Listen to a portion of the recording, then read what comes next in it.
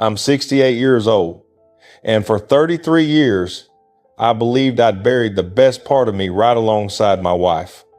Her name was Catherine. She died when I was 35. A heart aneurysm, no warning. She kissed me goodbye that morning, said she'd pick up groceries after work. By evening, she was gone. I'm not sure I've ever really described what that does to you. Not the funeral or the sympathy cards. I mean the morning after, when you wake up and reach across the bed and there's nothing, just cold sheets. And you realize that emptiness is forever. I had 2 young kids, a boy, 7, a girl, 4. They needed me to keep it together, so I did. I went back to work after 2 weeks. People called me strong. I wasn't strong. I was hiding. Work became everything. I was in construction management, and I threw myself into it like a drowning man grabbing a rope. 12-hour days turned normal. Weekends at the office. I told myself I was providing for my kids, building their future, honoring Catherine's memory by being responsible. But really, I was just running. My son had soccer games. I missed most of them. My daughter had school plays, piano recitals. I'd promised to be there. Then a project would run late or a client would need something, and I'd call home full of apologies. After a while, they stopped expecting me to show up. That should have broken something in me. It didn't. I was too numb. I told myself Catherine would have understood. She knew I was a hard worker.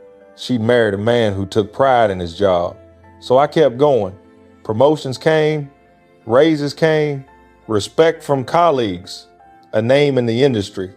I built things, roads, buildings, infrastructure, permanent things. But I wasn't building a life. My kids grew up, went to college, got married, had kids of their own. And somewhere along the way, I realized we become strangers, polite strangers. They'd call on holidays, send cards, but there was distance, not anger, just absence. The kind that comes from years of small disappointments piling up into something you can't quite cross. I told myself it was natural. Kids grow up, move on. I had my work. That was enough. Then I turned 55. My company offered early retirement, good pension, solid benefits. Most people would have jumped at it. I almost said no. The thought of stopping terrified me. What would I do with my time? Who was I without my job, my projects, my packed calendar? For 20 years, work had been the wall I hid behind. Retirement meant tearing that wall down. I thought I'd regret it. I thought I'd fall apart, but my body was starting to give me signals I couldn't ignore. My back hurt, my knees ached. I was tired all the time, so I took the offer. I retired at 58. The first 3 months were exactly as bad as I'd feared. I didn't know what to do with myself. I'd wake up at 5:30 out of habit, then remember I had nowhere to go. I'd drink coffee and stare at the walls, watch TV, feel useless.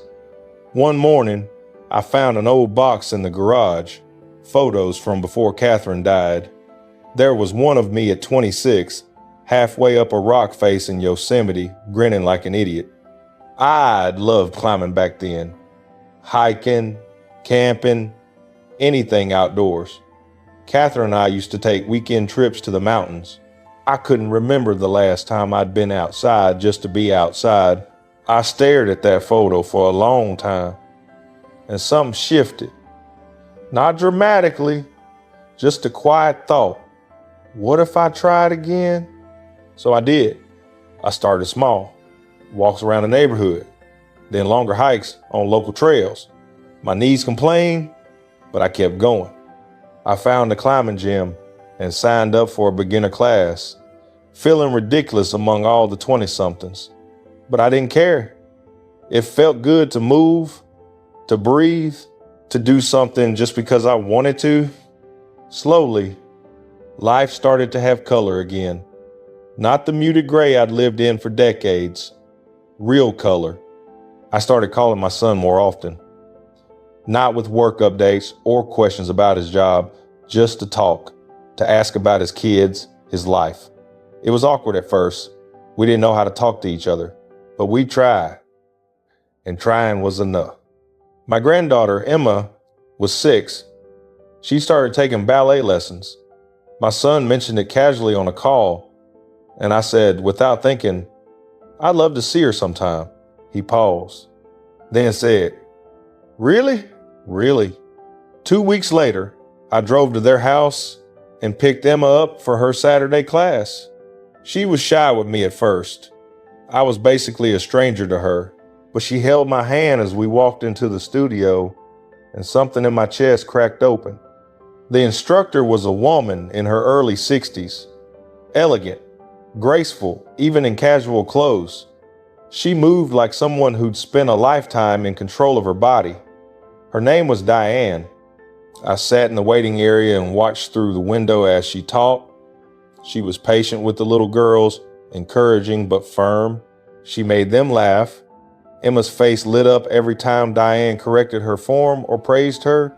After class, Diane came out to greet the parents.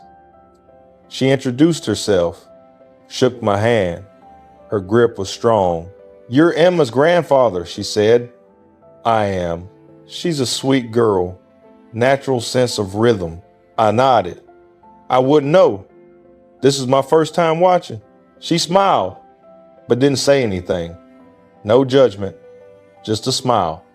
I kept bringing Emma to class every Saturday, and every Saturday I'd exchange a few words with Diane. Small talk at first, the weather, Emma's progress, nothing deep, but it was nice. Easy. One week, Emma was sick, and I called the studio to let Diane know. She thanked me, then said, You're welcome to stop by anyway.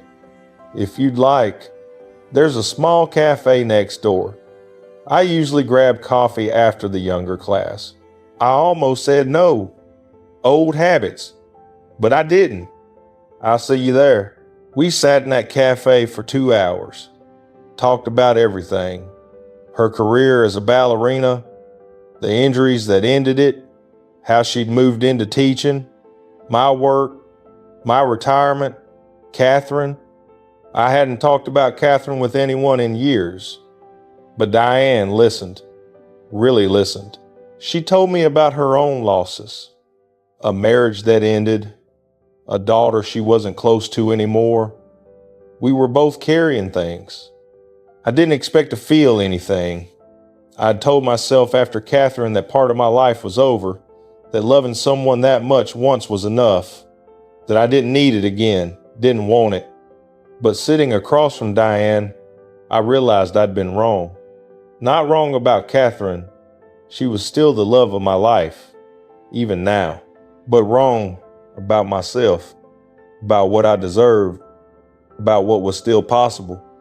We started seeing each other outside of ballet classes, dinners, walks. She introduced me to theater, something I'd never cared about before. I took her hiking, and she surprised me by keeping up without complaint. It wasn't like being young again. We both had scars, histories, losses. But maybe that was better. We understood each other's silences. We didn't need to fill every moment with noise. My kids were surprised when I told them about Diane. My son was cautious at first, protective of his mother's memory. I got that. But when he met her, saw how she made me smile, he softened. Dad, he said quietly, I'm glad you're not alone anymore. I hadn't realized how alone I'd been until I wasn't. I'm 68 now. Diane is 63. We've been together almost 10 years. We're not married. Neither of us needs that. but we're partners. We share a life. I still hike. I travel with Diane to places I never thought I'd see. I watch Emma and my other grandchildren grow. I'm present, finally. And here's what I need you to understand. For 33 years, I thought I was honoring Catherine by drowning in work, by sacrificing everything else. I thought suffering was loyalty, but Catherine wouldn't have wanted that. She would have wanted me to live, to be there for our kids, to find joy again, even if it was a different joy, even if it came with someone else. I didn't retire because I was tired of working. I retired because something in me finally whispered that maybe, just maybe, there was still life left to live. And I'm so grateful I listened, because here's the truth about time. You think you have more of it than you do. You think you can put off the things that matter, the people who matter, because there's always tomorrow, always next year, always after this project, this promotion, this busy season, but tomorrow isn't promised. Catherine taught me that at 35, and I spent the next 23 years ignoring the lesson. I got lucky. I got a second chance. Not everyone does. If you're listening to an old man ramble about his mistakes and his unexpected grace, I want you to ask yourself something. What are you running from? What wall have you built between yourself and the life you could be living? Work matters. Providing matters. Responsibility matters. I'm not saying abandon those things, but they're not everything. They're not even the most important things. The most important things are smaller. A granddaughter's hand in yours, a Saturday morning with someone who understands your silence, a trail you've hiked before, but this time you actually see the trees. I spent decades believing I'd lost my chance at those things, that Catherine's death had closed that door forever. Retirement didn't just free my schedule. It freed me from the prison I'd built in my own head. I can't get back the years I missed with my kids. I can't undo the distance that grew between us. But I can be here now. I can show up now. And now is all any of us ever really has. I don't know how much time I have left. None of us do. But whatever time remains, I'm going to spend it awake, present, grateful, not because I figured everything out, not because I've conquered my grief or erased my regrets, but because life, even scarred and imperfect life, is still worth living fully. Catherine would have wanted that. And finally, after all these years, I want it too.